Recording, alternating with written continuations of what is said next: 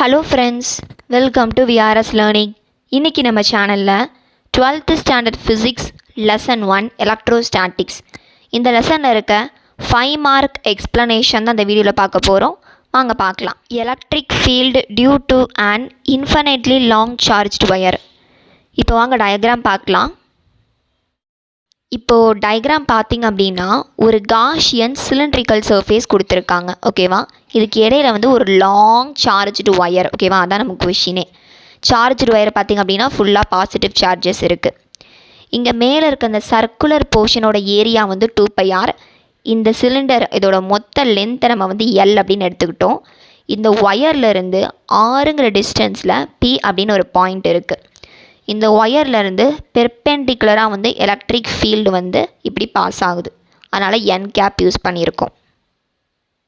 இப்போது இந்த சிலிண்ட்ரிக்கல் போர்ஷனோட இந்த டாப்பில் அந்த சர்க்கிள் இருக்குது பார்த்திங்களா, அதை மட்டும் இங்கே தனியாக டயக்ராமாக கொடுத்துருக்காங்க.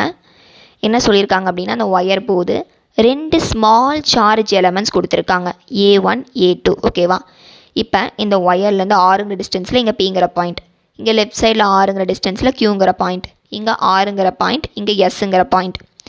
இந்த ஒயர்லேருந்து இந்த சைடும் வந்து எலக்ட்ரிக் ஃபீல்டு வந்து பாஸ் ஆகிட்டுருக்கு. இந்த 2 small charge elements A1 A2 இந்த இடத்துல கிடைக்கிற எலக்ட்ரிக் ஃபீல்டு என்ன ஆகுது அப்படின்னா அந்த ஒயரை விட்டு வெளியில் போகுது. இது இந்த சைடு போகுது, இது இந்த சைடு போகுது. நெக்ஸ்ட் இது லெஃப்ட் சைடு, இது இந்த சைடு வருது. ஓகேவா, இப்போ நெக்ஸ்ட்டு தியரி பார்ட்குள்ளே போகலாம். இப்போ ஃபஸ்ட் என்ன சொல்கிறாங்க அப்படின்னா, consider an infinitely long straight wire of uniform linear charge density lambda. அந்த ஒரு ஒயர் பார்த்துருப்போம், அந்த ஒயருக்கு வந்து யூனிஃபார்மான லீனியர் சார்ஜ் டென்சிட்டி இருக்குதுன்னு சொல்கிறாங்க. அதோட சிம்பிள் வந்து லாம்டா. அதாவது ஃபார்முலா பார்த்திங்க அப்படின்னா லாம்டா வந்து Q/L, charge per unit length. Charge வந்து உள்ளே இருக்கனால என்க்ளோஸ்டாக இருக்குது. So the total charge enclosed by the closed surface. அந்த க்ளோஸ்டு சர்ஃபேஸில் இருக்க அந்த டோட்டல் சார்ஜ் எவ்வளோ இருக்குது அப்படின்னு கேட்குறாங்க. இப்போ இந்த Q மட்டும் வேணால் என்ன பண்ணுவோம், இது ரெண்டையும் மல்டிப்ளை பண்ணிக்குவோம். லாம்டாவையும் எல்லையும் மல்டிப்ளை பண்ணிடுறோம். நெக்ஸ்ட் ஸ்டெப்பில் let E be the electric field at the point P which is at a distance or from the wire. P அப்படிங்கிற ஒரு பாயிண்ட் இருக்குது, அந்த இடத்துல எலக்ட்ரிக் ஃபீல்டு இருக்குது. என்ன சொல்கிறாங்க அப்படின்னா ஒயர்லேருந்து 6ங்கிற டிஸ்டன்ஸில் இருக்குதுன்னு சொல்கிறாங்க. Next a cylinder of length L and radius R be the Gaussian surface. அந்த காஷியன் சர்ஃபேஸோட லென்த் வந்து L, ரேடியஸ் வந்து Rன்னு சொல்லியிருக்காங்க. இன்னும் புக்கில் வந்து சில பாயிண்ட்ஸ் கொடுத்துருக்காங்க, அதையும் பார்த்துடலாம். Consider an infinitely long straight wire having uniform linear charge density lambda. ஒரு பெரிய ஒயர் எடுத்துக்கிட்டோம், அதோட லீனியர் சார்ஜ் டென்சிட்டி லாம்டான்னு சொல்லிட்டாங்க. Let P be a point located at a perpendicular distance or from the wire. அந்த ஒயர்லேருந்து perpendicular டிஸ்டன்ஸில் R அப்படிங்கிற டிஸ்டன்ஸில் Pங்கிற ஒரு பாயிண்ட் இருக்குதுன்னு சொல்லிட்டாங்க. த electric field at the point P can be found using cos லா. அப்போ அந்த Pங்கிற பாயிண்டில் எலக்ட்ரிக் ஃபீல்டு இருக்குது.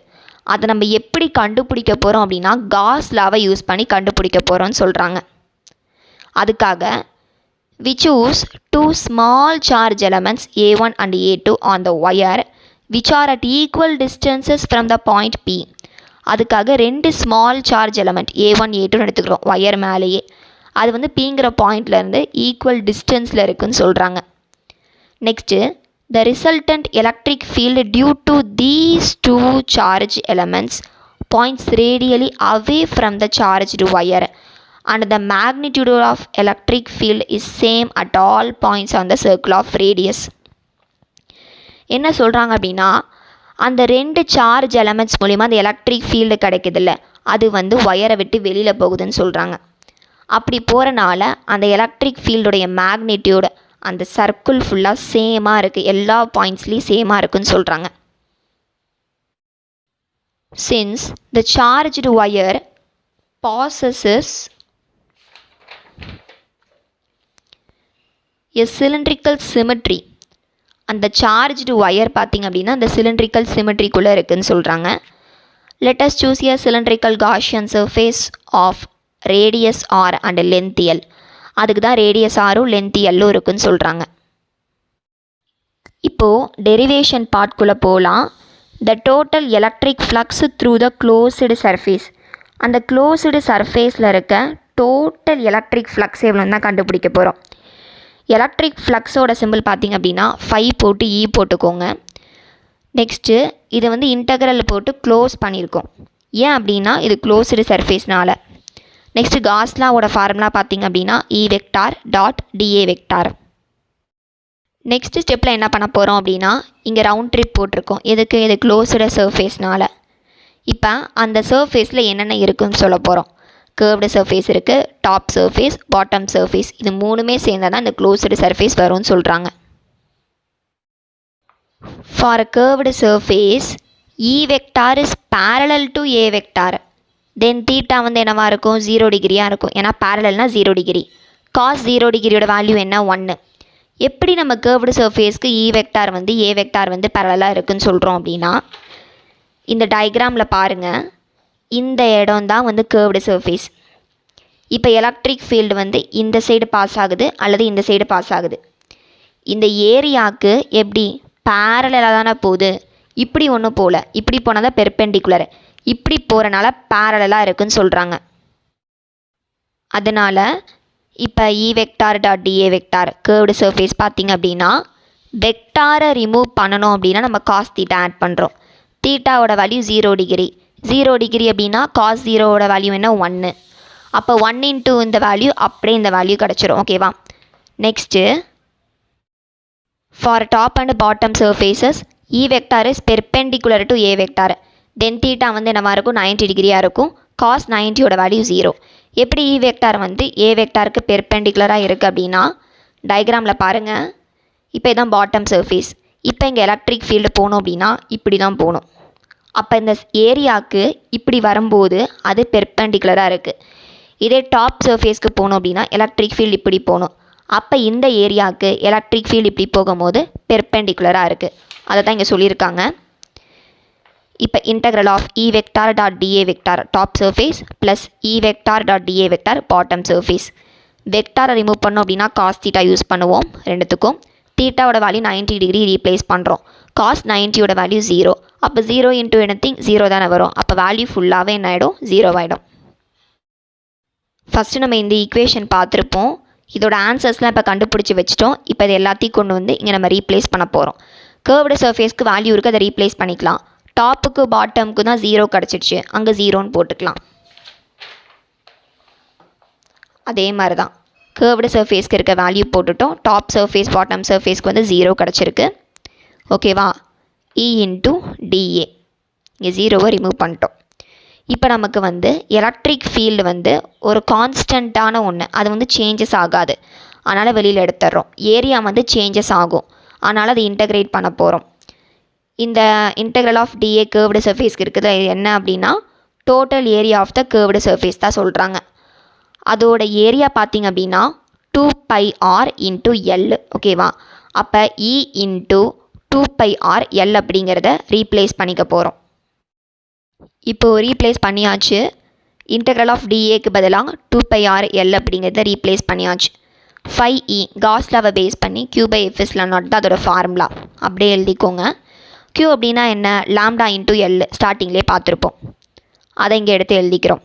இப்போ இங்கே இருக்க எல்லும் இங்கே இருக்க எல்லும் கேன்சல் ஆகிடும். நெக்ஸ்ட்டு கேன்சல் ஆனதுக்கப்புறம் நமக்கு இந்த மாதிரி தான் கிடைக்கும். நமக்கு வேணுங்கிறது எலக்ட்ரிக் ஃபீல்டு, ஏன்னா டைட்டில் அதான் கொடுத்துருக்காங்க. வேணுங்கிறத லெஃப்ட் சைடில் வச்சுக்கோங்க, இதை ரைட் சைடில் கொண்டு போய்க்கலாம். இ மட்டும் வேணும் அப்படின்னா அதை அப்படியே வச்சுக்கோங்க. நியூமரேட்டரில் இருக்க 2πr ரைட் சைடு வரும்போது டினாமினேட்டருக்கு வந்துடும். இப்போ அதை அரேஞ்ச் பண்ண போகிறோம். 1/2πf/0 into λ/r.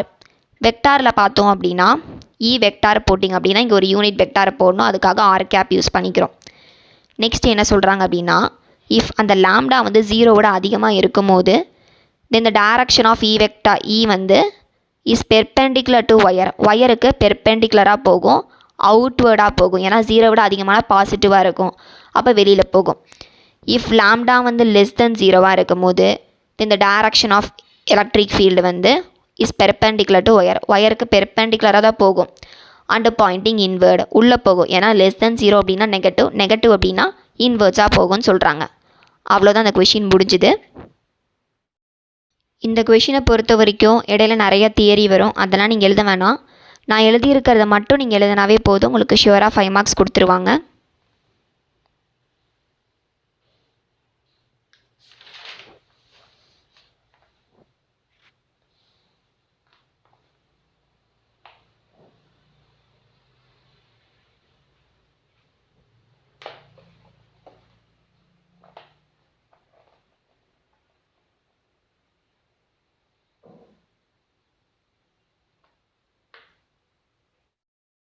Book page number 41ல் அந்த டயக்ராமை பார்த்தோன்னா கன்ஸ்ட்ரக்ஷன் அதை பற்றி இன்னும் கொஞ்சம் நிறையா சொல்லியிருக்காங்க. அந்த பாயிண்ட்ஸ் கூட நீங்கள் எழுதிக்கிறதா எழுதிக்கலாம் ஸ்டார்டிங்கில். அவ்வளோதான் இந்த வீடியோவில் electric field due to and infinitely long charged wire இந்த 5 மார்க்கோடைய எக்ஸ்ப்ளனேஷன் பார்த்துட்டோம். நெக்ஸ்ட் வீடியோவில் electric field due to charged infinite plane ஷீட்டோட எக்ஸ்ப்ளனேஷன் பார்க்கலாம்.